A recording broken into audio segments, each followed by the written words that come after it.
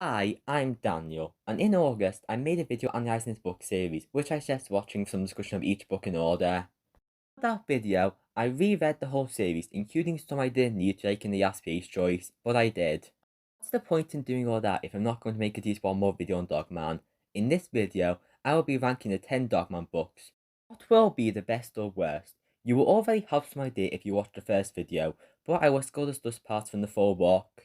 One more thing, I'm not discussing the Cat Kid Comic Club series. Read the first one and didn't like it, consider it honorary number 11. Now onto the list. 10. Dogman. This isn't bad, but it's so disconnected from the rest of the series. It feels like it was written as a one-off for being so different in tone, themes, and structure. The other books are one continuous story split into small chapters. First books are 4 lengthy chapters, all with a different story, and none managed that well. Chapter 2 had the potential to be a full book with the villains, but it is so rushed. I agree with the characters that Dr. Scum was a new villain into whom the ball rolls. Chapters 1 and 4 are quite forgettable, and Chapter 3 is a dumb concept. I can accept Yifting's play existing, but not that reading made people smart and stealing all the books would change that. It's not the fun type of weird that the series will to master. At first I liked this book, but still dislike Chapter 3. If I haven't read the others, I might call it a decent creative and occasionally funny kids book. Does get the grasp of George and Hal's earlier works, but Captain Underpants were always better outside that. The comics were never last so long.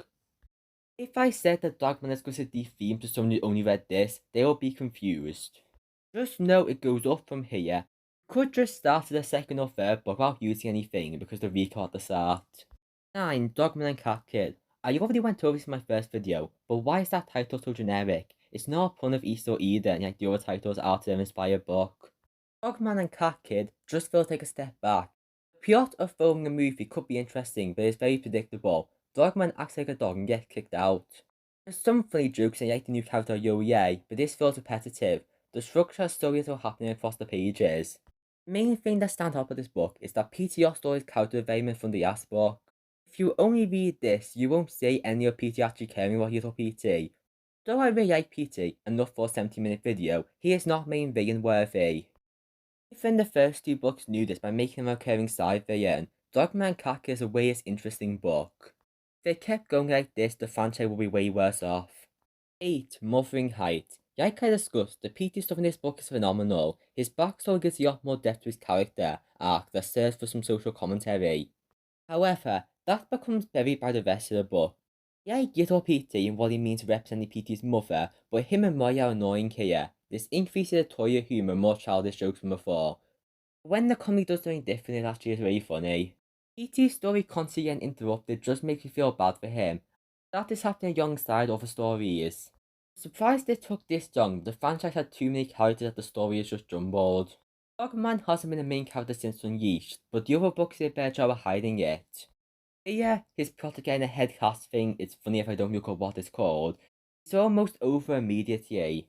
Grandpa had no reason to appear again because the story with Peter concluded a Yas book. Now he is just a weak villain with little to do. The whole climax is a blur. Remember there was some yiffing spray involved, that's been done so much. It shows that his book series has become stale. With that said, I have been too mean on this book. The emotional moments work and as the art parts like, it is okay. Hope it's just a bit of a blunder and the 11th book won't have these problems. From this point on, the books are good. 7. For Whom the Ball Rolls. This is a good book, but weaker than some of the others. Argaman's plot of training to stop chewing toy balls, he ends up becoming scared of toy balls, so 100% new villain attacks the city with giant balls. It overall feels like a less interesting story to focus on. E.T.'s father appearing is good for how hateful they make him seem in just a small amount of time, but it still seems like little happens in this story. I also disagree with how it handles the moral concept of being good versus doing good. At least this still has that there to make it more than a dumb children's book, and I really like the end conversation. While the version of PT being the positive one in the conversation really shows the development throughout the series. This is good, but yes, interesting. 6. Grime and Punishment. This has become a staple in all the recent books, but the Dogman part of putting this down. Dogman gets fired because he needed something to do. Gets his job back disguised as a cat. The disguise who revealed almost right after, and he gets arrested with all his associates. Letting the villain get away. The end just has to make a switch easier and this plot's unneeded. Aside from that, this is a good book having some funny moments with the characters we have got to know. It's a good blend of not having too much happening, but still showing how far it's come and how many allies they have. And the book is entertaining throughout. The conversation of Pete and your PT are getting more mature, which was undone in Muffin Heights, but that's not the point. Concept of Yanko's hatred is very well told with Pete's character. After being proved to that Yuv can solve problems over hate, he stands up to Grandpa and is done hating him. This should have been Grandpa's last appearance, but this is still a great story with such a great quote. It's your story, you can cover it any way you want. I think this is a very good book, even Will pointed plot taking some of it. 5. Dogman and Yeesh. This is the second book, and it's quite easy to overlook it for not having a poetic inspiration or deep moments. However, this book manages to be fun and set up elements for the series, such as introducing a 4am story structure was done well, especially for a first. Dogman has a plot here, and it remembers to show his skills as well as flaws. It's not like the rest of the series where you wonder why the piece still have Dogman hired to begin with. The book also introduces supporting cast, like defining Keith's personality and giving a proper introduction to Sarah Hatoff. I also like the wizard, I wish he stayed a character. This book has a small amount of PT, but compensates with Fiat PT and Fippy being great villains. Pokemon are used to master a comedic and creative story that did great compared to the first book. If it continues like this, the franchise will probably stop by book 5. So I'm glad the franchise eventually got to where it is now. 4. Brawl of the Wild. All the top 4 of the franchise did amazing books in my opinion, starting with the 6th book, Brawl of the Wild. This manages multiple side plots while working at it well. Obvious, the PT parts agree with his self-doubt. This expands on the previous book by saying redemption is not easy. Still, PT trying to convince him causes some great moments. PT is often the best part, but this is the only time since when used to Dogman works their main character. Trained for a crime and getting arrested is used for good use. Yet the team of Hood Chief and ADHD saving Dogman and the backbone is very well assigned. Dogman feeling out of place in the dog prison works with the theme of the book. Then the other characters walking works well here. Makes sense why it's held in the top 3. The threat therefore is very too weak, and the way the fire is put out is gross, even for this book. It takes a while to start with this drawn out joke spread across cutaways.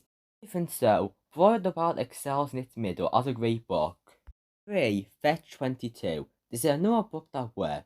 Despite having a small amount of PT, Grandpa switched them around to escape prison is interesting, but here's not the focus. Also, Dogman doesn't have a full side plot and is only here to cause bad things to happen, but he barely takes up much time with the book. It has the Fair Fairy. I kind of didn't like her first, but on the reread I did. Her anger contrasts the world well, and this book managed to make characters like her into the main villain. There's also the tadpoles that are funny as a unit, if just spin-off set up, but I'll ignore that. This book has your great messaging with Molly and Fippy's redemption. This book's ending conversation introduces a more thought-provoking discussion on how actions are often looked at and how it will change the world, instead of how it will change individuals. This is what I want from the recent books, to have more characters but keep focusing on its story. Now for the top 2 that were quite obvious by my first video. 2. A Tale of Two Kitties. This had the style of Dogman and Yeesh, but adapted a complex deeper yeah. Plot is very simple. Peter gets a son who he tries to abandon but starts to care about, being a clash of good and evil. However, this does so much to establish its comedy and the bond of the two kitties. Dogman himself does little, but has a role in being the inspiration for ELPT. Fippy is also a great villain who adds to the message. This book has a great ending. Doesn't rush making PT good, but he has brave actions to save ELPT. They remain different, but Pete's found measure for ELPT to just be himself. This book works so well taking what already worked, turns it into a dramatic story of contrasting belief systems. This book got adapted into Dogman the Musical, with songs that sound great. If this video does well, I might make a video about these songs. Anyway, PT's redemption was set up here, but only happens 2 books later. 1. Lord of the Fleas. This is the best Dogman book and has so many funny moments for a start. The way this book tells comedy with the book setup is done greatly. The series now knows what it wants to be and excels at it. The main reason is for being most of PT's perfect redemption. This book introduces Piggy, a foil for PT, so sad and revenge they can't move on. That description of what PT is doing, being stuck in the mind so he has to stay bad. There's many great ways to present it, like Pete complaining about the repetition of comedy. It's how your PT tries to explain him staying a villain. PT finally stepping into a parental role and calling him son instead of clone was a great moment. Dogman Lord of the Fleas shows a change in this book series. It's finally embracing the route of having PT be the main character, while still giving Dogman his moments. Talked about it in my first video, so watch that for more, explaining why I think it's the best Dogman book. In conclusion, I hope you enjoy me reviewing books by ranking. Don't really know if it to be common, so I'll just discuss Dogman Die Wimp Kid for now. The Elephant book is released in March, there was a younger gap in between books for this. I hope it will be worth the wait when it's out. Also the DreamWorks movie, but I don't have hope it'll be out anytime soon because it had no release date. Like the next Shrek movie has been stuck there for years. If you want to see more videos from me reviewing motion animation, consider pressing subscribe and watching more. The end.